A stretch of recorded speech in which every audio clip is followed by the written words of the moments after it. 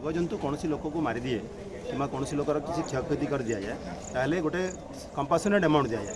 अनुकंपा गोटे ऐप अच्छी से ऐप्रे से अपलोड करती जमी गोटे मनीष मरीगले मनीष को जब कौन जंतु मारी दिए केतटा स्पेशल एनिमल अच्छे मारी दिखती ताहले 6 लाख टका था बर्तमान सरकार 10 लाख को बढ़ाई।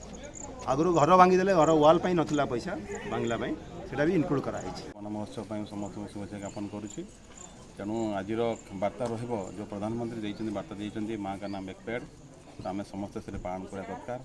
तेणु जो भाव में आम गरम बढ़ी बढ़ी चली जलवायु परिवर्तन घटुची से ये मुख्य एकमात्र समाधान जो भाव इंडस्ट्री बढ़िया चली। तेणु से समस्त उपलब्धि कराया पड़ो और उपलब्धि कर निज व्यक्तिगत स्तर में गाँ स्तर में सामाजिक स्तर में स्कूल ऑफिस स्तर में सब स्तर में आम जो वृक्षारोपण करवा ये समय है सब वृक्षारोपण समायटा ये समय वृक्षारोपण करवा तो निश्चय वृक्ष भल भाव बढ़ो और उन्नति कर धीरे धीरे आमर समाज रही समाज समाधान हम परिवेश समाज समाधान हम और पृथ्वी सबुज सुंदर है।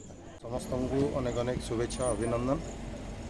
वास्तविक प्रकृति को भल पाउथुवा मनीष ही गछर मूल्य बुझीपारे। आजिकली समाज रे व्यक्ति प्रकृति कहीं ना कहीं दूरे जावाक बसी से भितर सरकार जो महत् प्रयास वन महोत्सव माध्यम सचेतनता सृष्टि करवा आग्रह सृष्टि करवा एवं जंगल सृष्टि भितर मनीष समाज को दीर्घजीवी करी रखिबार जो उद्यम वास्तविक प्रशंसनीय। प्रैक्टिकल कथाटी कहबी जे आज समाज रे मु गोटे प्रस्ताव भी देइथिली जे समस्त स्कूल को गोटे गोटे पोष्य स्थान दि जाऊ किछि जगह एवं से स्कूल रो तत्वावधान रे प्लांटेशन करा जाऊ। सहर मध्य जो नगर वनर परिकल्पना करा जाइछि ताहा होउछि गोटे सुंदर माध्यम हबो जो माध्यम दे आमे सहर रे नगर वन सृष्टि करिबा जनसचेतनता सृष्टि करिबा पई प्रति मुहूर्त रे कार्यक्रम होबार आवश्यकता रही। विशेषकर मु बौद्ध वन विभाग रे अधिकारी समस्त कर्मचारी समस्त को बहुत बहुत धन्यवाद देवी शुभेच्छा देवी करी अभिनंदन जनइबी।